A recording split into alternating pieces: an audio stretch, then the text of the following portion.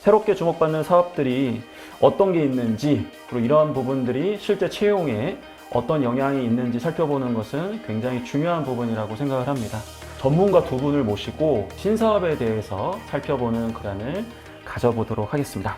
지금 이 NFT와 자율주행 로봇이 어느 정도까지 와 있는지 일단 이 부분을 좀 말씀 주시면 좋을 것 같아요. 최근 스타벅스가 NFT 기반 리워드 프로그램 스타벅스 오디세이를 출시해서 화제가 되었었는데요. 이 프로그램 같은 경우에는 이제 간단한 게임이나 미션을 통해서 NFT 보상을 얻고 또 그 보상을 얻은 다음에 이제 스타벅스 리저브 로스토리 초대라든지 아니면 코스타리카 커피 농장 여행 등의 혜택을 받을 수 있는 이런 프로그램이었습니다. 그래서 큰 브랜드가 NFT의 사업에 뛰어들었다는 것에 굉장히 의의가 있고요. 그리고 그 외에 어떤 실물금이나 그리고 실물 주류까지 연계된 프로젝트들이 출시되고 있는데 게임, 엔터, 패션, 금융, 식품, 유통 이런 다양한 분야에서 NFT 프로젝트를 출시하고 있습니다. 이제 뭐 자율주행 로봇은 정말 많이 볼 수 있는 것 같아요. 그 로봇 같은 경우는 사실 그 자율주행 로봇에서 좀 하위 수준의 로봇이라고 보시면 돼요. 추구하고 있고 좀 고도화된 거는 코엑스 같은 곳에서라도 아무리 뭐 수천 명이 왔다 갔다 해도 자연스럽게 회피하고 목적지까지 무사히 가고 엘리베이터도 실제로 타고 내릴 수 있는 기술, 그런 약간 복잡성이 높은 그런 기술력을 요구하고 있습니다. 네. 그래서 이게 말로는 쉬운데 정말 어렵거든요. 진짜 자율주행 로봇을 개발하기 위해서 고군분투하고 있습니다. 좋습니다.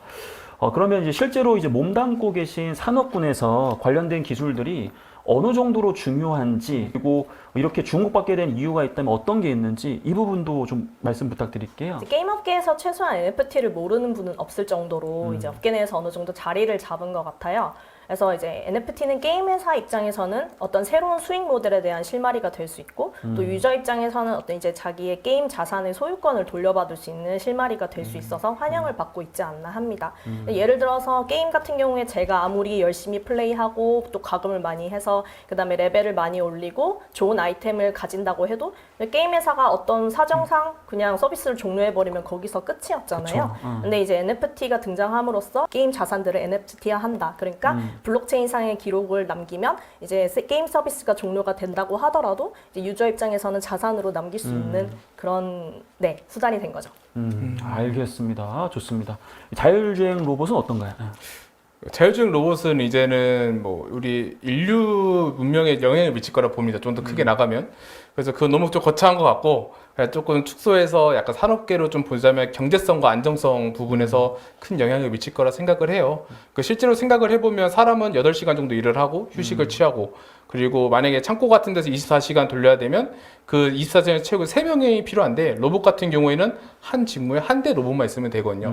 이것만 해도 단순 산술적으로 약 한 3배 정도 좀 이득이 있다고 볼 수 있고요. 그리고 안정성을 좀 말씀드린 이유는 최근에 조금 산업 안전 이슈가 많이 됐잖아요. 제 생각에는 자율주행 로봇이 이러한 문제를 많이 해결해 줄 거라 보고요. 자율주행 로봇이 좀 더 우리 실용화되고 깊이 파고든다면 이러한 안전성 문제도 많이 해결될 것이라 보고 있습니다. 이 지식을 이제 실제 취업에 좀 써먹으면 좋을 것 같은데, 홈투스 플랫폼에서는 면접이나 자소서에서 이 NFT와 관련해서 어떤 문항이 좀 출제되고 있나요?